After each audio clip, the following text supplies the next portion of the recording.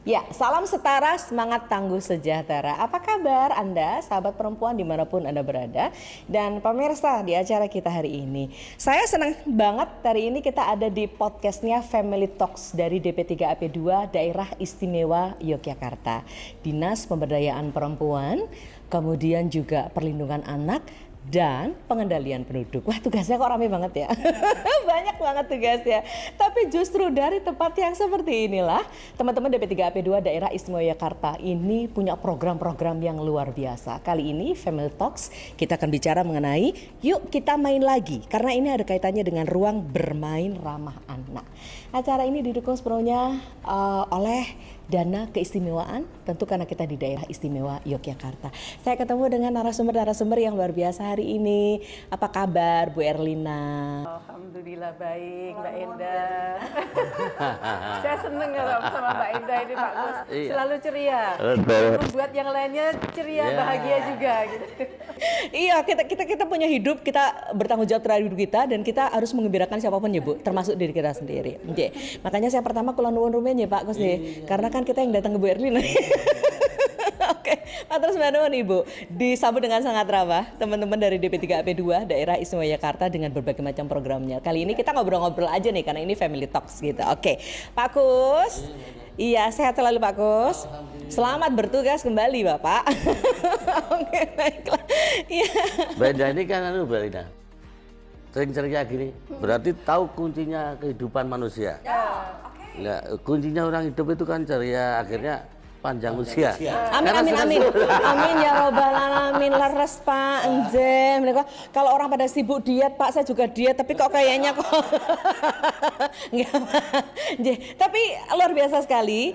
Beliau adalah laki-laki yang sangat mengistimewakan perempuan. Jadi hari ini di Family Talks beliau rawuh gitu. Sibuknya kayak apa toh anggota dewan sekarang gitu. Oke. Tapi nggak apa-apa ya Pak, Bapak rawuh di sini aja. Ya, tamu kita adalah Bapak Haji Kuswanto SIP, anggota DPRD Daerah Istimewa Yogyakarta. Selamat datang Pak Sugeng rawuh. Aze, iya. Kalau saya sudah kelunun duluan, terus saya kemudian menjadi omong tamu Pak. Oke. Iya, Bu Erlina ini Ibu Erlina Hidayati Sumardi SIP MM. Seperti yang tadi juga sudah saya informasikan ke penjenengan, mungkin juga sudah sangat familiar ya dengan siapapun sahabat perempuan di Daerah Istimewa Yogyakarta. Beliau adalah Kepala DP3AP2 Daerah Istimewa Yogyakarta. Saat bertugas di Emban Bu Erlina Pak. Pak, saya tuh selalu menyebut Bu Erlina ini sebagai ketua kelasnya perempuan di DIY Pak. Ya Pak, kalau kita itu kan, kalau kita bilang ketua kelas, kita masuk di kelas kan vibes-nya beda ya Pak. Sinau bareng, kegojekan bareng katanya ya kan? Iya, jadi kalau mau maju juga bersama-sama. Kadang-kala masih ada perempuan yang jiwit-jiwitan, nanti ketua kelasnya kemudian datang ngopo toh gitu nih Pak Nye. Namanya aja pemberdayaan perempuan. Itu wajar guru jadi. Iya betul Pak. Menjadi salah satu orang yang berada di DP3AP2 DIY Pak. Ketika kita bertemu dengan perempuan-perempuan dari manapun, kan DIY nggak hanya kota kan Pak, pelosok-pelosok juga itu dengan karakter yang berbeda-beda. Saya selalu melihat Bu Erlina ini ngomong siapapun yang ada di sana dengan caranya yang berbeda-beda gitu kan. Termasuk sebetulnya saya yang Timo. Mbak Indah mah rame gitu. Boleh dia ngomong jenengan kabotan gitu. Ada troli harus bisa menyemangati ya benar. Hari ini kan kita mau ngobrol nih, ngobrolnya adalah soal yuk kita main lagi yuk gitu ya. Karena kadang-kala orang tuh sudah lupa dengan beban apapun, pekerjaan yang ada, beban kehidupan, orang tua lupa memberikan tempat bermain bagi anaknya. Tempat itu tidak selalu harus lokasi atau wahana, tapi bagaimana cara berpikir, bagaimana kemudian memberikan kesempatan pada anak-anak untuk bermain lagi. Jadi Pak, dulu Bapak kalau kecil mainnya apa? Cerita dulu. Pendik, baksoter. Tenang boten. Lompatan pakai tali. Bahkan padang bulan itu anak-anak itu selalu keluar rumah gitu ya, berkumpul bermain gitu. Oke nih. Yang sekarang kita lihat anak-anak itu mainnya pakai ini gitu kan. Mereka pada main game aja. Kita nggak selalu bilang itu buruk, tapi bagaimana kita mengembalikan ruang bermain menjadi milik anak-anak, termasuk juga kesempatan kita. Ya, kita ke Bu Erlina dulu ya Pak. Karena kan ketua kelasnya Bu Erlina nih, ya kan. Kalau soal perlindungan anak, melindungi anak tuh kan nggak hanya dari bahaya ya, tapi bagaimana dia itu bisa bertumbuh kembang dengan baik. Iya, memenuhi hak anak. Oke, Bu Erlina cerita dulu ke kita, ini udah ngapain aja DP3AP2-nya Bu? Itu DP3AP HAP2 kan tadi ya, pemberdayaan perempuan, perlindungan anak. Nah, yang kita bicarakan ini nanti banyak di perlindungan anak. Tapi juga ada nantinya ke pengendalian penduduknya juga urusannya gitu. Nah, di sisi perlindungan anak, ketugasan kami itu kan dua yang utama gitu ya. Pertama adalah terkait dengan pemenuhan hak-hak anak. Hak-hak anak apapun gitu, bahwa di dalam kehidupan anak itu mereka memiliki hak untuk bisa hidup dengan baik, untuk bisa tumbuh kembang dengan baik, gitu ya. Ya, untuk bisa berpartisipasi di dalam pembangunan, termasuk didengarkan ketika merencanakan pembangunan dan sebagainya. Iya. Karena kalau orang kan bilang cilik Itu. Nah, padahal harus diajak ngomong. Anak itu punya keinginan juga gitu, kebutuhan juga gitu. Harus didengarkan. Kemudian mereka harus terlindungi dari segala bentuk kekerasan. Tidak boleh, karena mereka adalah anak-anak yang harus kita jaga, yang harus kita optimalkan tumbuh kembangnya, dan tidak boleh terganggu selama pengoptimalan tumbuh kembang itu. Baik secara fisik maupun psikisnya. Sehingga mereka kemudian bisa dewasa nanti dengan segala potensi-potensi dirinya yang bisa dioptimalkan, tidak terhambat karena mereka menjadi korban kekerasan. Kekerasan yang ringan, sedang, berat gitu, nggak boleh. Ada klasifikasi ya? Iya, artinya seringkali kan kita mengemengke gitu ya, kayak bullying gitu. Manggil nama yang berbeda itu juga bisa menjatuhkan harga dirinya. Gitu. Kita menganggapnya sebagai mengono we, ringan gitu ya, lebay we. Padahal sangat berbeda-beda anak-anak ya. Kesehatan mental mereka, kesiapan mental mereka bisa berbeda-beda. Ada anak yang baik-baik aja, nggak apa-apa lah gitu, dianggap sebagai guyon. Tapi ada anak yang sangat sensitif, yang kemudian membuat dia minder, membuat harga dirinya kemudian jatuh gitu, membuat dia tidak mau berkumpul dengan yang lain, bermain dengan yang lain dan sebagainya. Nah, ini kan jadi hambatan ya buat dia untuk berkembang. Jadi jangan mengira bahwa bullying itu suatu hal yang ringan. Bisa jadi kemudian berdampak sangat berat, bahkan sampai ke bunuh diri anak dan sebagainya. Ada kan kasus-kasus seperti itu. Nah, memenuhi hak-hak anak itu juga termasuk diantaranya adalah lingkungan bermainnya, hak untuk mengembangkan kreativitasnya melalui ruang ini bukan berarti di dalam ya, di luar pun juga kita katakan sebagai ruang, melalui ruang-ruang bermain gitu, untuk memacu kreativitasnya, untuk memacu tumbuh kembang fisiknya, karena kan motoriknya kan harus dilatih dari anak-anak ini. Kalau main game doang kan yang bergerak paling cuma jempolnya. Padahal otot-otot mereka itu juga harus dilatih supaya kemudian motoriknya beres. Dan metabolismenya, tubuhnya kemudian juga ikut terdorong untuk baik gitu ya. Dan aktivitas-aktivitas fisik itu juga bisa mempengaruhi kesehatan mentalnya. Menjadi lebih rileks, hormon-hormon endorfinnya kemudian bisa keluar gitu ya, membuat dia bahagia gitu. Nah, itu juga termasuk diantaranya. Jadi jangan sepelekan ya aktivitas fisik itu. Iya, tetap harus dilatih. Kita menjadi lebih bisa aware terhadap lingkungan betul. Kita, berpikirnya dengan baik. Nah, ruang bermain itu juga termasuk diantaranya supaya anak-anak itu saling berkumpul, Mbak. Sehingga mereka saling berinteraksi, belajar untuk berinteraksi dengan anak yang lain, belajar untuk bersosialisasi dengan anak yang lain, belajar mengenali dirinya sendiri. Ketika ada rasa kecewa, ada rasa sakit, ada rasa kalah, ada rasa menang, dan seperti itu ketika bermain bersama dengan teman-temannya. Kalau ada masalah justru itu gimana cara kemudian dia membuat solusinya. Betul, ketika ada masalah bagaimana kemudian tumbuh cara-cara untuk solusi-solusinya secara sendiri maupun bersama-sama dengan temannya. Ya, dan hal-hal seperti itu sudah tentu ketika anak-anak sedang bermain juga orang-orang dewasa yang mengasuhnya jangan melepaskan. Karena tetap harus diawasi, didampingi. Kalau orang Jawa bilang awat-awati ya, Bang. Awat-awati. Termasuk tadi ketika ada rasa-rasa negatif yang muncul, orang dewasa kemudian memberikan pemahaman, memberikan penengahan dan sebagainya. Betapa pentingnya ruang-ruang seperti itu yang sekarang sudah makin terdegradasi ya. Karena makin mahalnya juga tanah sehingga banyak dioptimalkan untuk kegiatan-kegiatan ekonomi, kegiatan-kegiatan rumah tangga gitu, sehingga kadang-kadang melupakan kebutuhan, kepentingan pemenuhan hak anak untuk ruang bermain itu. Oke, baik. Ya, make sense sih ya Pak. Tanah di Jogja semakin mahal toh Pak? Iya, jadi artinya ruang kalau dalam arti tempat itu juga akan semakin sempit. Tapi awareness kita justru semakin tinggi. Kita harus cari cara ya. Nanti Bu Erlina akan kasih tahu juga kita cara-caranya seperti apa dan sebagainya. Cuman kan kalau ketika kita bicara soal teori, kita selalu harus ada prakteknya ya. Saya tanya dulu deh ke Pak Kus. Pak Kus kan kalau Pak Kus masuk ke sini aja, Pak Kus kan melihat dan sebagainya. Betapa anak-anak juga kan begitu ya Pak. Anak-anak yang merasa merdeka, merasa dia happy, itu kan tidak cenderung diem, mengurung diri, atau kalau nggak ditanya diem aja gitu ya Pak ya. Cenderung mereka kan melihat apa sih ini apa sih, curiosity-nya tuh tinggi gitu. Pak dulu ketika Gobag Sodor, tadi Bapak kan nyebut Gobag Sodor ya Pak. Gobag Sodor terus apa Pak tadi? Bentik. Oh jerumpet ya. Bapak suka yang jadi apa? Yang nyari. Ketangkap duluan kan jadi. Pak dulu suka berantem nggak sama teman-teman yang lain kalau pas lagi dolanan? Ya berantem biasa. Biasa ya Pak ya? Baik. Oke. Ya ini kan sama ya, sama pun ngendikakan Bu Erlina kan. Jadi kalau ada masalah, kemudian mereka menjadi cari solusinya sendiri. Iya, zaman dulu kan ada kalau jodohan wawuh ya Bu.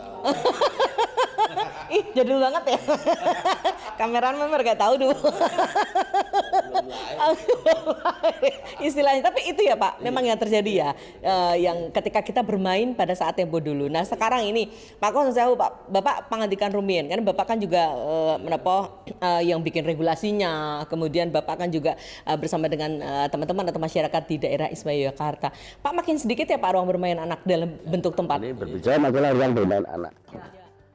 Nah kalau dulu itu di masyarakat pada umumnya kan masih lahan-lahan luas. Sekarang itu terkikis dengan para pengembang untuk mendirikan perumahan. Sedangkan perumahan itu pun sendiri ada aturannya. Aturannya ada fasumnya. Umum. Nah, fasilitas umum termasuk untuk ruang bermain anak. Ya. Tapi yang namanya pengembangan cari untung. Nah, ruang bermain anak tidak dikasihkan diberikan rumah. Akhirnya tidak ada ruang bermain anak. Nah di sini kan orang-orang tua sendiri sudah melalaikan hak-hak anaknya sendiri, sehingga kasihan dengan majunya teknologi, orang tuanya sendiri juga malah bermain itu kotak setan itu. Ada Pak sekarang ditanya, saya sering kalau sosialisasi di bawah, Bu sampean itu sayang dengan anak atau bukan? Enggak sayang Pak. Buktinya anak menurut saya kok enggak sampean itu. Sampai tidak sayang dengan anak. Buktinya bangun tidur pegang dengan pegang setan gepeng. Betul tidak? Pak saya pegangin buat membaca ya Pak. Kok jadi ini setan gepeng yang benar. Digunakan. Oke, terus Pak. Nah, ini kan perlu perhatian khusus terkait dengan ruang permainan ramah anak tadi dan sampai untuk pengembangan diri anak. Karena mau terjun ke masyarakat sebagai generasi penerus bangsa. Memang harus dibina dari sekarang. Ruang bermain anak itu kan penting sekali bagi pengembangan diri anak. Tetangga saya itu ada tidak boleh keluar rumah. Akhirnya memang dia insinyur, tapi malah istilahnya seperti on gitu loh. Karena tidak pernah berinteraksi dengan enggak mampu tak. Oke. Jadi sebetulnya kalau tadi keterbatasan lahan itu memang terjadi, tapi kita harus cari cara ya. Cari cara supaya ruang bermain yang ramah anak ini bisa ada di mana-mana. Regulasi siap toh Pak mendukung kalau masalah itu? Karena ini untuk generasi muda kita. Ya kan? Oke, kita cari tahu dari Bu Erlina memetakan masalahnya ya. Karena Ibu kan yang sudah menyoroti nih, SDI seperti apa. Terus kalau nanti kita ruang bermain yang ramah anak itu seperti apa. Rencana-rencana ke depan apa ya Pak? Bapak Amir kan enggak apa-apa Pak. Ini karena Bapak mengakses data. Nanti besok Bapak bikin regulasinya. Rapat koordinasi. Baik. Bu Erlina, apa yang terjadi di Jogja sekarang ini Bu kalau secara konkret? Ya, seperti tadi saya sampaikan, semakin berkurangnya ya ruang-ruang yang bisa digunakan untuk bermain anak gitu, beraktivitas. Terutama di kota ya? Ya, terutama di kota. Gitu. Kemudian sebetulnya ada regulasi-regulasi di undang-undangnya tadi untuk perlindungan anak, salah satunya adalah pemenuhan hak anak tadi. Nah, RBRA atau ruang bermain ramah anak itu kan dalam rangka untuk pemenuhan hak anak. Dan sekarang itu sudah ada standarisasi untuk ruang-ruang bermain ramah anak. Bahkan di pusat, di kementerian itu mengembangkan untuk SNI. Oh, pakai SNI. Iya, baru-baru saja ini belum lama. Untuk ruang bermain yang ramah anak. Nah, di DIY ini juga sudah ada beberapa ruang bermain ramah anak yang sudah terstandar nasional. Oh, milik siapa? Ada yang milik pemerintah, ada yang milik swasta gitu. Nah, ini bagus, artinya sudah tumbuh keinginan itu untuk memenuhi hak anak dengan ruang bermain yang memenuhi persyaratan. Nah, memang ada beberapa persyaratan yang harus dipenuhi untuk supaya ruang bermain ramah anak itu benar-benar memperhatikan pemenuhan hak anak tadi. Karena di dalam pemenuhan hak anak tadi termasuk diantaranya adalah terkait dengan keamanan, terkait dengan kesehatan. Tidak hanya di ruangnya, tapi ketika mau mengakses ke situ itu juga termasuk salah satu yang diperhitungkan di dalam indikator-indikator standarisasi. Jadi mudah untuk diakses. Ya, termasuk ruang bermain ramah anak itu secara tata ruang itu memenuhi atau tidak gitu kan, nggak boleh kalau melanggar tata ruang juga. Dari sisi keamanannya, apakah benar-benar aman bagi anak, ada pagarnya, kemudian ada trotoar untuk mengakses dan sebagainya, itu juga diperhitungkan. Kemudian dari sisi perabot-perabotan yang ada di situ, artinya fasilitasi alat-alat yang ada di situ, apakah membahayakan bagi anak atau tidak. Misalnya sudut-sudut yang lancip, ya, itu kan tidak boleh karena nanti berbahaya juga bagi anak. Iya, ini nggak lancip. Ini ramah anak. Jenis-jenis material dari peralatannya itu juga diperhatikan, termasuk catnya bahkan ya, cat yang tidak boleh membahayakan bagi anak. Kan keingintahuan mereka yang sangat besar kan kadang ngeletei apa termasuk dimakan itu, makanya nggak boleh cat-cat yang membahayakan juga. Nah, ada banyak hal yang sebetulnya untuk bisa memastikan dari sisi kesehatan, dari sisi keamanan, dari sisi informasi yang ada di situ, misalnya vegetasi atau tumbuh-tumbuhan pun begitu di dalam ruang bermain ramah anak itu juga aturannya. Pertama terkait dengan informasi ini tumbuhan apa sih, tanaman apa, dikasih label gitu, namanya, keterangannya, ya. Berguna untuk apa dan sebagainya, sehingga anak itu paham vegetasi ini itu untuk kehidupannya itu berguna seperti apa. Itu salah satu contohnya gitu. Sambil mereka juga mengembangkan pengetahuan mereka terkait dengan vegetasi. Nah, kemudian ada perpustakaannya, ada ruang ibadahnya gitu. Itu juga harus diperhatikan. Jalan di situ itu juga harus aman bagi anak, nggak boleh naik turun, gonjal dan sebagainya ya. Harus diperhatikan benar, tidak boleh licin. Kemudian juga kebutuhan-kebutuhan lain untuk perkembangan anak itu di situ disediakan. Termasuk tempat aduan, termasuk box untuk surat aduan gitu. Supaya kalau terjadi sesuatu atau komplain dengan sesuatu itu bisa mudah dilakukan, baik oleh si anak langsung maupun oleh pengasuhnya yang mendampingi. Sekarang melalui dana keistimewaan, karena pengembangan desa itu termasuk diantaranya ya, sehingga di dalam pengembangan desa itu pun selalu kami edukasikan terkait kebutuhan ruang bermain ramah anak ini. Memang sebaiknya itu berdekatan dengan anak di lokasinya masing-masing gitu ya. Ya harapan kami sih nanti paling tidak di setiap dusun atau dukuh gitu ya Pak, itu kemudian punya. Nah, sehingga di dalam pengembangan kalurahan ini pun kami juga memotivasi, menyemangati, mengedukasi untuk supaya juga disediakan ruang-ruang bermain ramah anak. Oh, wah ini kalau dari desain pemikirannya luar biasa ya Pak Kos. Jadi artinya nanti memang pemenuhan hak anak ini terpenuhi. Jadi dia bermain juga nggak usah tilang-tilang cari di mana. Kadang-kala kan orang tuh gini ya Pak Kos, kan nggak boleh mainan gadget aja, harus bersosialisasi sama temennya, mainnya sama temennya. Cuman terus di mana gitu kan? Kalau tanya gitu kan ya, kita nggak punya tempat lagi. Mungkin tidak semua orang punya lahan yang besar. Nah, tapi kalau dengan cara seperti ini, jadi negara itu juga memberikan program sebetulnya Pak. Ya, karena kan ada fasilitas-fasilitasnya. Oh, Pak tadi katanya diharapkan dengan desa, dusun dan sebagainya itu ada. Terus penting Pak Dewan. Ini kan di DIY itu kan 2 APBD Mbak. APBD murni dan dana keistimewaan. Nah ke depan ini mau digerakkan desa itu fokus anggarannya termasuk DAES juga langsung turun ke desa, transfer ke kelurahan. Nah kaitannya dana keistimewaan itu juga dikembangkan apa seperti yang disampaikan Bu Erlina tadi. Kayak apa? Kalau yang namanya fisik kan besar anggarannya. Nah itu maksud kami yang fisik-fisik itu titipkan aja pada anggota-anggota dewan itu. Yang anggaran yang nanggung-nanggung ya untuk pemberdayaan masyarakatnya atau fasilitas masyarakat seperti tempat bermain anak tadi, ruang bermain anak tadi itu perlu diperhatikan. Menurut saya gitu. Makanya kami setiap sosialisasi ke bawah sama duku-duku ya saya sampaikan ya kita perlu memperhatikan anak-anak kita, ruang bermain anak kita itu sudah tidak ada lagi sekarang. Tempat saya tak pakai contoh rumah saya Mbak. Rumah saya itu di belakang malah rame, di depan sepi sekali, karena di belakang luas. Di situ tak dirikan gor dulu untuk gulat.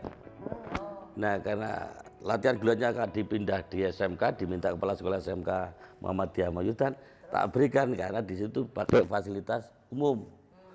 Ini tak hibahkan untuk apa? Untuk fasilitas umum. Nah, terus di situ saya melihara ayam-ayam yang lain dengan ayam-ayam yang kampung biasa. Sehingga anak-anak orang tua yang punya anak kecil itu kalau jam 4 ngomongnya di situ. Lihat merak megar itu, merak ekornya megar itu seneng banget anak-anak itu. Saya seneng apa? Nah itu. Iya. Jadi kalau memang dari sisi pemerintahannya gitu, pemerintahan kalurahan sampai ke pedukuhannya itu tidak mampu begitu. Karena keterbatasan lahan, semoga ada person-person gitu yang memiliki lahan yang luas yang kemudian bisa digunakan untuk bermain anak-anak. Karena dalam undang-undang hak milik punya fungsi sosial. Di dalam undang-undang loh, betul Bu Di Rina? dalam undang-undang perlindungan anak itu Mbak, itu sudah disebutkan tanggung jawab. Termasuk kita-kita itu semua masyarakat itu bertanggung jawab terhadap pemenuhan hak anak dan perlindungan anak. Ya, tidak hanya institusi, tidak hanya lembaga, tidak hanya perusahaan dan sebagainya, personal apa punya gitu. Sehingga kalau kita punya lahan yang luas gitu, kenapa tidak? Itu kemudian meskipun mungkin tidak harus hibah juga begitu ya, tapi bisa digunakan untuk aktivitas-aktivitas umum gitu. Paling tidak untuk anak-anak. Gitu, ya, di halaman saya pun juga digunakan untuk itu. Sehingga kalau sore ramai seperti Pak Kus tadi, pagi dan sore ya, gitu. Kita sendiri jadi seneng gitu lihat anak-anak bermain gitu. Nah, perusahaan-perusahaan itu juga termasuk yang kita himbau. Untuk pertama melalui CSR-nya lah, untuk membantu lingkungannya gitu ya, untuk menyediakan ruang bermain ramah anak dan di lingkungan perusahaannya sendiri. Karena biasanya kan kita selalu menghimbau juga perusahaan-perusahaan besar terutama itu untuk memiliki tempat pengasuhan anak ya, bagi pegawai-pegawainya yang masih punya anak ini untuk penitipan gitu. Tapi juga menyediakan ruang bermain untuk anak, jadi tidak hanya dititipkan tok gitu, tapi ada ruang bermain ramah anaknya juga. Gitu. Sama ruang menyusui juga itu boleh ya? Laktasi. Dia harus ya? Kemudian laktasi. Di fasilitas umum seperti rumah sakit. Nah, rumah sakit kan juga pengunjungnya ada yang anak-anak ya. Kita jangan membayangkan anak-anak itu hanya yang balita loh. Di dalam undang-undang, di dalam kandungan sampai dengan usia 18 itu adalah anak. Kita menyebutnya anak. Sehingga ruang bermain ramah anak itu jangan kita membayangkan hanya untuk anak-anak balita dan SD bermain gitu ya. Tetapi ini ada anak remaja juga loh yang harus kita fasilitasi di ruang bermain ramah anak. Jadi anak-anak remaja tuh nggak usah malu juga kalau di rumah bermain anak ya. Mereka ternyata masih anak loh. Sehingga ruang bermain ramah anak itu juga pengelola-pengelolanya itu harus makin kreatif gitu. Harus menimba pengetahuan. Ini untuk anak yang remaja seusia SMP misalnya itu harus difasilitasi dengan bentuk apa bermainnya. Yang seusia SMA itu harus dengan seperti apa gitu. Sangat berbeda dengan yang balita dan usia SD yang masih manjat-manjat masih dan sebagainya. Nah yang ini kalau yang SMP SMA itu dengan apa gitu. Nah dan itu juga harus mengikuti perkembangan zaman. Apa yang diminati oleh mereka tetapi tidak menghambat tumbuh kembangnya. Misalnya yang diminati adalah dalam bentuk gadget begitu, tetapi bagaimana supaya permainan dengan menggunakan gadget itu juga tidak membatasi perkembangan fisiknya dan mentalnya gitu ya. Itu juga harus dipikirkan. Makanya ada game ya Bu ya, yang misalnya kita ngikutin nari-nari kesana kemari itu kan juga meskipun pakai gadget tapi olahraga juga. Jadi di mall-mall ada ya. Iya banyak iya. Jadi mereka tetap aktif bergerak gitu, tetapi juga aktif bermain gitu dengan cara-cara yang lebih modern gitu ya. Nah itu makanya harus kreatif untuk mencari tahu perkembangan anak yang sesuai dengan psikologisnya, tetapi juga modern. Kita beradaptasi. Yang lalu-lalu yang tradisional itu juga bisa diolah menjadi modern. Nah, beradaptasi dengan perkembangan teknologi itu sangat bisa.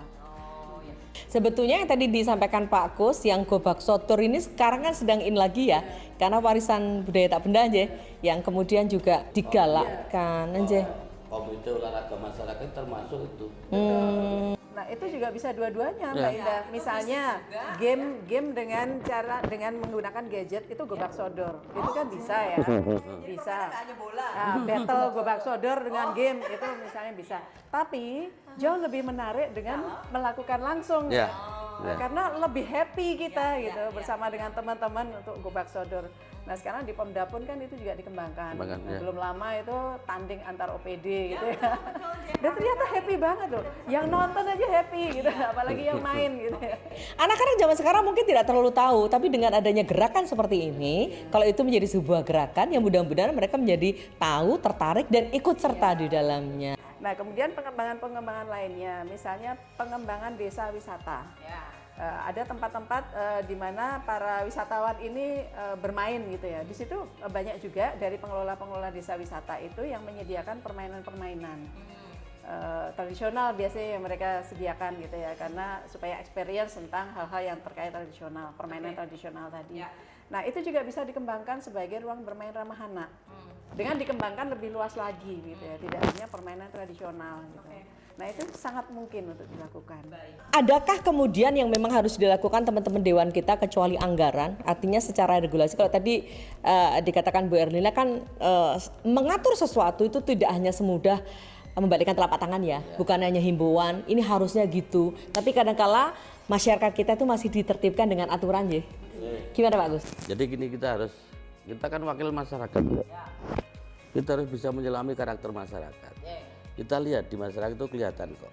Ini kami coba, kami itu kan prihatin dengan majunya teknologi, ya kan? Dengan usia yang belum nyampe di situ sudah gadgetnya sudah dia pegang, TK atau SD. Saya baru saja dilapori tetangga saya masalahnya, Mas, anak saya itu bermain-main gadget itu, saya dari belakang diam-diam saya mendekat, melihat apa yang dilihat dia. Yang tidak baik. Harus ada edukasi terhadap para orang tua. Itu penting loh. Harus ada edukasi terhadap para orang tua bagaimana mengendalikannya, bagaimana membatasi hal-hal yang negatif yang bisa dibuka oleh anak-anaknya melalui gadget. Kadangkala anak-anak yang kecanduan gadget, kecanduan game, diminta itu kemudian dia Iya, itu termasuk. Pak Kus ini versi Makanya sekali. beda ya. Ya. Anak-anak sekarang dengan zaman saya kecil beda. Dulu itu gurunya datang aja, sepedanya dituntunkan, tasnya dibawakan. Jadi ada kasus-kasus yang ditangani oleh layanan-layanan kita, Mbak, di Pusat Pembelajaran Keluarga yang di sini di DIY maupun di kabupaten kota, kecanduan gadget. Iya. Sampai nggak bisa lepas dari masih usia balita sudah dipegangi gadget. Kalau diminta langsung tantrum. itu kadangkala karena orang tua daripada rewel wes nek iki yuk menengok gitu aja. Itu sebetulnya andil orang tua juga untuk membentuk anak seperti itu. Dengan kejadian-kejadian seperti itu kami berpikiran, saya minta gamelan Mbak dari Dinas Kebudayaan. Saya tempatkan karena luas tuh di belakang itu ada panggungnya, tak taruh di situ. Anak-anak SD itu nyoba Belajar gamel. saya undangan pelatih. Terus dilatih 3 hari bisa Mbak. Oh, jadi sekarang tambah rame ya Pak? Rame kalau malam. Meraknya nari, itunya enggak. Oh, iya. Besok saya dolan sana ya Pak. Akhir-akhir ini meskipun tidak di DIY gitu ya, tapi yang sangat viral secara nasional mengakses pornografi, ya kita sangat prihatin dengan hal seperti itu gitu. Jadi jangan sampai kemudian keluarga-keluarga ini karena tidak memperhatikan tumbuh kembang anaknya, malah anak-anaknya kemudian menjadi pelaku kekerasan. Nah, menjadi pelaku kriminal bahkan ya. Jangan sampai seperti itu. Kewajiban orang tua untuk mengawasi anaknya. Jogja sudah punya mana? Yang punya pemerintah mana nih taman bermain anaknya? di sini ada Taman Pintar gitu, kemudian Taman Kebon Pelem Wonosari, Taman Keluarga Depok, itu Ya, ya ada itu. itu sudah ruang bermain ramah anak dan sudah mendapatkan juga anugerah anak Jogja gitu. Dan beberapa sedang mengajukan juga untuk standarisasi ruang bermain ramah anak ini. Nah, kita sangat berharap nanti makin banyak gitu. Ya. Kerjasama dengan perusahaan-perusahaan itu, CSR-nya kan bisa untuk itu. Ya. Ya. Penting untuk menghubungi Dinas DP3 AP2 baik provinsi atau kabupaten kota gitu untuk menginformasikan keberadaan ruang-ruang bermain untuk anak ini sehingga kemudian ada pembinaan dan kemudian pendampingan untuk menuju ke ruang bermain ramah anak yang sudah terstandar. Oke, baiklah. Dan Pak Kus yang lain ini kan selalu berkomunikasi dengan teman-teman yang ada di padukuan, kelurahan, dusun dan sebagainya. Nah, ini harus dikawal ya Pak ya. Besok sudah punya belum ruang bermain anaknya gitu. Itu idealnya ada, kalau kita bilang standar yang seperti tadi Ibu 3 itu kan kayaknya itu bagus banget gitu ya. Tapi kadang-kala kan orang perlu saya mulai dari ini ya Bu, tapi kepedulian untuk membuat itu kan sudah bagus ya. Paling tidak sudah muncul motivasi itu. Nanti kan ditingkatkan pelan-pelan gitu ya, bertahap gitu. Tapi ada 13 standar indikator gitu ya, indikator utama untuk ruang bermain ramah anak itu. Baik itu secara persyaratan lokasi tadi yang memenuhi tata ruang, bisa diakses dengan gampang, aman dan sebagainya. Kemudian juga pemanfaatannya, jadi lalu kemudahannya. Kemudian material yang ada di situ gitu, aman dari sisi kesehatan, tidak membahayakan dan sebagainya tadi. Kemudian vegetasi itu supaya ada banyak O2 di situ ya, untuk apa namanya napas yang tidak baik, yang lebih baik. Kemudian tidak polutif dan sebagainya. Oh, ini tidak polutif tuh berarti bapaknya yang ngomong di situ jangan merokok. Iya. Termasuk kawasan yang tanpa rokok. Iya betul. Nanti iya. Kok Bapak ketawa sih Pak? Ikutan ya? Andil ya? Orang Jawa, orang Jogja khususnya itu punya tradisi yang istimewa. Sopan santun lebih jaga, maksudnya walaupun itu perokok main ya, nggak mungkin ngerokok di rumah sakit, nggak mungkin ngerokok di masjid, depan anak. ya, di depan anak itu sudah punya etika berusaha. Jadi ya paling tidak selama ada di ruang karena itu akan dicontoh juga oleh anak-anak itu pencontoh yang sangat mudah gitu. Kemudian dari sisi keamanan, dari sisi kesehatan, pencahayaan pun harus diatur ya. Tidak ada pojok-pojok yang gelap dan sebagainya yang membahayakan bagi keamanan anak juga. Toiletnya nggak boleh di pojokan yang gelap dan sebagainya karena bisa berbahaya bagi keamanan juga. Kemudian pengelolaannya. Itu kalau misalnya di dusun atau di kelurahan gitu biasanya bertanggung jawab di seksi apa ya Bu ya? Jadi tergantung ya, kalau itu dari pemerintahannya misalnya, itu ya nanti yang bertanggung jawab adalah pengelolanya yang pemerintahan gitu ya. Misalnya ada pemerintahan desa yang bikin ruang bermain ramah anak di dusun apa gitu. Nah itu nanti yang bertanggung jawab. Tetapi juga di dalam pengelolaannya kami selalu menghimbau untuk jangan hanya pemerintahannya, tapi karena ini harus ada keterlibatan dari masyarakat. Jadi tim pengelolanya itu campuran gitu. Sehingga masing-masing merasa bertanggung jawab terhadap pengelolaannya. Dan sense of belonging-nya berbeda kalau ikut ngopeni. Ya, kemudian kalau itu oleh lembaga atau institusi, ya oleh institusi itu. Tapi jangan lupa pelibatan terhadap partisipasi masyarakat juga. Kalau itu perusahaan melalui CSR-nya misalnya, itu juga demikian. Karena butuh sekali untuk semua itu ikut serta di dalam bagaimana memastikan 13 hal tadi itu terpenuhi dalam ruang bermain ramah anak. Tapi jangan putus asa, pokoknya dicoba dulu gitu. Makin ditingkatkan dari tahun ke tahun gitu dan makin mengundang partisipasi dari banyak pihak. Ya betul. Ini teman-teman dewan yang sekian kemarin barusan dilantik itu ya Pak. Oke, ini juga jadi agenda ya Pak ya. Supaya kan kalau kita bicara soal perusahaan di Jogja ini banyak banget kan perusahaan Pak. Jadi mereka diketuk hatinya juga Pak untuk bisa memfasilitasi ini ya. Dan pengelola kadang-kala yang seringkali kita sudah bikin tidak ada yang datang tuh seringkali drop ya. Putus asa. Ini kok ternyata rapayu nih mainanku, padahal gratis loh gitu. Orang lebih memilih gadget dan sebagainya, tapi ini harus punya effort tersendiri ya. Itu dia salah satunya Pak Kus, karena harus gratis ya. Jadi di dalam ruang bermain ramah anak ini itu karena ini untuk anak-anak gitu, untuk tumbuh kembang anak itu memang harus digratiskan. Ya. Jadi supaya tidak ada satu anak pun yang tidak bisa mengakses hanya karena harus berbayar. Jadi karena ruang bermain ramah anak salah satunya adalah tidak boleh diskriminatif. Sehingga terhadap anak-anak yang memiliki kebutuhan khusus pun bermain di situ. Ada alat-alat yang disediakan juga untuk mereka gitu. Jadi apapun jenis kebutuhan khususnya. Oke, ini beda ya dengan yang kita di mall itu bisnis ya. Kalau itu kan bisnis ya, bukan yang seperti ini. Itu membayar ya itu karena bisnisnya seperti itu. Oh. Jadi harus gratis kalau yang ini. Kasihan kan kalau anak yang miskin misalnya Makanya. nggak bisa bermain hanya karena nggak bisa bayar. Ya kalau di mall itu yang miskin tidak bisa masuk. Tahun ini kami mendampingi salah satu OPD yang punya keinginan kuat untuk Dinas Perpustakaan dan Arsip Daerah. Oh iya. Untuk standarisasi ruang bermain ramah anak. Iya. Mereka kan sudah mengembangkan itu ya. Sehingga supaya bisa memenuhi standarisasi nasional tadi kami dampingi. Oh, oke. Sekarang pun sebetulnya kalau kita ke layanan publik ya, misalnya MPP aja, mau pelayanan publik itu selalu ada playgroundnya kan. Itu kan memang salah satu pemenuhan hak anaknya Bu ya. Jadi kalau orang tuanya lagi ngurus SIM Pak, atau bayar pajak apa gitu, anak-anaknya bisa bermain di situ. Tapi jangan lupa juga loh, anak-anak tidak hanya balita SD ya. Yang remaja itu juga masih anak-anak. Sehingga di tempat-tempat fasilitas umum di mana anak-anak remaja ini juga mengakses, itu juga harus diperhatikan kebutuhan mereka untuk bermain.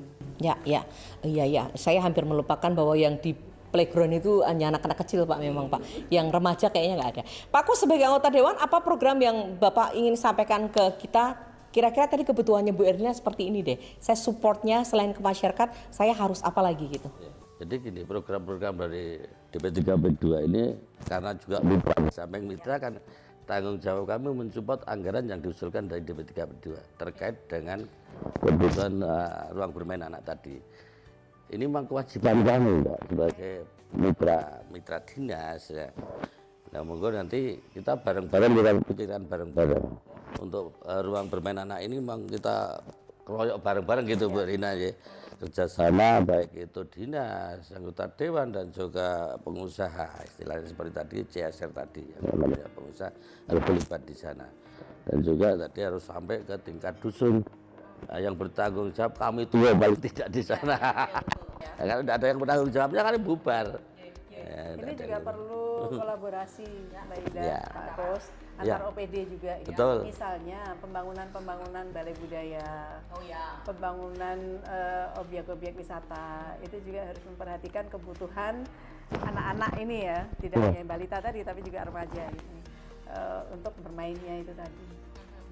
Jadi sekalian lah ketika membangun itu memperhatikan kebutuhan anak. Iya, jadi ini langsung masuk sebagai agenda. Jadi bikin RAB pun sebetulnya untuk ruang bermain ramah anak ini juga sudah harus masuk di dalamnya. Sehingga bukan hanya seperti hanya titipan aja gue genep-genep katanya ya. Bukan seperti itu. Tapi ini menjadi sesuatu yang memang harus sekalian. Membangun itu Ya. harus memperhatikan kebutuhan anak. Oke, baiklah.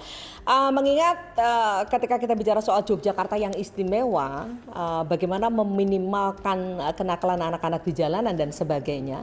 Sebetulnya kalau dari anak-anak kecil mereka sudah bahagia, mudah-mudahan sampai dewasanya mereka struggling untuk bisa menciptakan kebahagiaan juga bagi orang lain. Harapan kita seperti Harapannya sehingga masyarakat yang istimewa ini yang di dalam undang-undang pun gitu ya harus berkebudayaan dan berkeadaban tadi itu benar-benar dipersiapkan dari kecil Pak. Kan nggak bisa ujuk-ujuk ya mereka ya. Jadi perkembangan manusia itu bertahap dari mulai bahkan masih di dalam kandungan ya Pak. Sampai kemudian lahir, tumbuh, berkembang. Mereka akan menjadi orang-orang dewasa yang benar-benar berkebudayaan dan berperadaban tadi kalau diikuti secara baik, difasilitasi secara Oke, baik. Karena ini memang berbiaya membuatnya. Kalau tadi Bu Erlina sama Pak Kus sebagai personal yang kemudian bisa menyajikan ini karena kebetulan penjenengan awareness-nya tinggi dan punya biaya untuk membuat itu. Tapi bagaimanapun keterbatasan kita kalau kita terketuk kayaknya kita kemudian menjadi oh iya bareng-bareng yuk gawe ini gitu ya. Pak Kos, anggaran dan sebagainya untuk teman-teman OPD dengan senang hati karena Bapak tadi sudah komit untuk mendukung ini, semuanya akan kemudian menjadi agenda ya Pak ya. Selamat bertugas Pak Kos, karena menjaga Bu Erlina dan kawan-kawan ini selalu berusaha untuk memberikan yang terbaik untuk masyarakat Jogja, demikian juga penjenengan kan. Apa yang mau disampaikan Pak di akhir acara? Kami ini ketugasan kami itu amanah Mbak, amanah masyarakat. Dengan amanah itu kan beban yang disampaikan kepada kami. Jadi tanggung jawab itu sesuai dengan sumpah janji kami waktu dilantik. Kalau yang beragama Islam kan dikuli kitab suci itu. Saya berjanji dan bersumpah mengutamakan kepentingan masyarakat dibanding kepentingan pribadi. Oh itu saya pegang Mbak. Takut saya itu dengan sumpah. Nah makanya saya berpesan. Khususnya pada masyarakat dengan majunya teknologi lagi tadi yang saya sampaikan di depan. Hati-hati dalam orang tua untuk mendidik anaknya dari awal mungkin, sedini mungkin. Diberi bekal sekolah, di sekolah menetapkan anak di sekolah itu berapa jam toh? Yang paling banyak di keluarga dan masyarakat. Ini perlu pendampingan. Jangan salah sedikit dimarahi, ya disayang. Ya, gimana caranya supaya anak itu selalu dekat dengan orang tua, termonitor kegiatannya. Sehingga tidak kecewa di kemudian hari dengan terjerumusnya anak. Ini yang saya pesankan kepada masyarakat. Ya, mudah-mudahan belajar dari banyak kasus yang sudah ada, justru kita cari solusi yang paling baik ya. Mosok tadi Bu Erlina mengatakan bahwa dia berpredikat kota budaya, kota pariwisata, kota pendidikan, tapi tidak sesuai kan lucu. Banyak kritik. Akhirnya dari penjuru Indonesia kan menyekolahkannya DIY. Kalau di DIY tidak aman, apa mereka menyekolahkan putra-putrinya di DIY? Tidak mungkin. Pariwisata mau ke Jogja, tidak aman, Jogja tidak jadi, merugikan, mengurangi PAD. Oke, baiklah. Selamat bertugas Pak Kos. Mudah-mudahan ini menjadi sebuah agenda yang bukan hanya jalanannya yang bagus, tapi tetap juga ada ruang bermain anak, ya keramah anak. Ya, oke. Baik Pak. Tok saya catat Pak. Bu Erlina monggo Bu. Jadi kalau kami itu selalu menyampaikan kepada masyarakat luas, semua anak itu anak kita, semua anak kita. Kalau yang di DIY kan berarti semua anak yang di DIY ini adalah anak kita. Tidak ada satu orang pun itu yang terlepaskan dari tanggung jawab untuk pemenuhan hak anak dan keterlindungan anak ini. Di undang-undang juga sudah disebutkan gitu, jangan lupa itu. Nah maka kami selalu mengetuk ataupun menyampaikan terkait dengan kewajiban-kewajiban itu.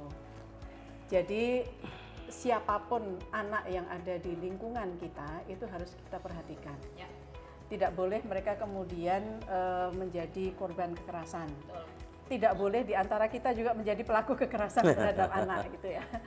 Sekalipun itu anak kita sendiri kan nggak boleh gitu. Sementara kami di dinas ini juga ada layanan-layanan Mbak Indah. Layanan untuk konseling, konsultasi maupun terapi perubahan perilaku. Baik yang layanan secara daring maupun yang luring langsung begitu ya. Itu di search di internet selalu ada ya? Selalu ada. Puspaga, Pusat Pembelajaran Keluarga itu yang langsung gitu. Yang luring, kalau yang melalui online gitu, media sosial semua ada, itu Tesaga, telekonseling anak dan keluarga. Nah klien-klien kami di Tesaga maupun Puspaga ini juga banyak diantaranya yang masih usia anak. Curhatan mereka itu panjang lebar banyak sekali gitu ya. Nah itu juga harus kita perhatikan bahwa anak-anak ini juga punya keinginan, punya kemauan, punya kebutuhan yang seringkali tidak didengarkan oleh orang-orang dewasa. Termasuk penyelenggara pemerintah gitu ya. Maka memang kewajiban kita untuk bisa belajar dan kemudian memenuhi hak-hak anak itu tadi. Kemudian juga siapapun, entah itu institusi, entah itu personal gitu ya, itu juga harus belajar bagaimana memenuhi hak anak dan melindungi anak, baik secara fisik maupun kesehatan mentalnya. Nah, sehingga mereka bisa tumbuh kembang dengan optimal tadi, menjadi manusia yang sempurna begitu ya, yang kemudian bisa berpartisipasi di dalam pembangunan dengan sempurna juga gitu. Tidak kemudian terhambat oleh hal-hal yang bisa menghambat tumbuh kembang mereka. Nah, program-program stunting itu kan salah satunya ya, yang sangat didukung oleh DPRD DIY juga gitu. Stunting itu kan supaya program-program untuk pencegahan maupun penanganan itu kan juga upaya supaya anak-anak ini tidak terhambat tumbuh kembangnya, dari sisi nutrisi dan sebagainya itu harus dijaga sehingga tidak menghambat tumbuh kembang otaknya juga gitu. Hanya karena mereka stunting gitu ya. Tidak terhambat pertumbuhan fisiknya hanya karena mereka stunting. Karena mereka adalah generasi-generasi yang sangat-sangat berguna nantinya di dalam pembangunan. Mereka loh yang akan iya. Sehingga kemudian semoga DIY ini kemudian generasinya ke depannya adalah generasi-generasi yang optimal tadi. Ya. Ibu sudah berusaha sekuat tenaga untuk bisa membackup ini semua. Jadi kalau Pak Kus sempat saya sendiri, Bapak ini ketawa. Ya benar, karena apa? Kalau bicara soal bagaimana pemangku kebijakan berkaitan dengan pemerintah, ini harus bertanggung jawab. Bapak langsung iya senyum. Ini semacam diingatkan ya Pak ya? Oke, baiklah. Terima kasih banyak. Obrolan kali ini sangat memberikan pencerahan ya kepada kita. Kadang-kala tanpa kita sadari sebagai orang tua pun kita tidak memenuhi hak anak sebagaimana yang seharusnya. Ya mari belajar dari kesalahan masing-masing, tapi kita cari solusi yang paling baik ya. Kalau kita bilang salam setara, semangat, tangguh, sejahtera, bukan hanya orang tuanya, tapi anaknya. Iya, mana tuh? Semua anak Ya. kita. Oke, semua anak kita. Saya boleh jadi anak Bapak, Pak? Itu terkait hak waris, Pak. Oke, baiklah. Bapak Ibu terima kasih banyak. Next kita kembali ketemu ya. Ngobrol yang seperti ini. Nah, kita seakan-akan sih kita sebetulnya kayak bercanda ya. Cuman apa yang diobrolin ini memang untuk kepentingan DIY loh, untuk kepentingan anak-anak kita. Karena semua anak kita. Yuk kita bermain lagi gitu kan? Ya. Mari anak-anak yang luar biasa. Kalian adalah anugerah yang luar biasa bagi orang tua kalian, tentu saja. Anak-anak kita ini anugerah luar biasa bagi kita sebagai orang tuanya. Nah, bagaimana kita menjadi orang tua yang juga akan luar biasa bagi anak kita? Kita harus berusaha. Kita dukung program pemerintah. Partisipasi masyarakat ini sangat berarti dan harus sama-sama kita lakukan. Terima kasih. Sampai ketemu lagi dalam Family Talks berikutnya. Saya Indah Ardina. Sampai jumpa.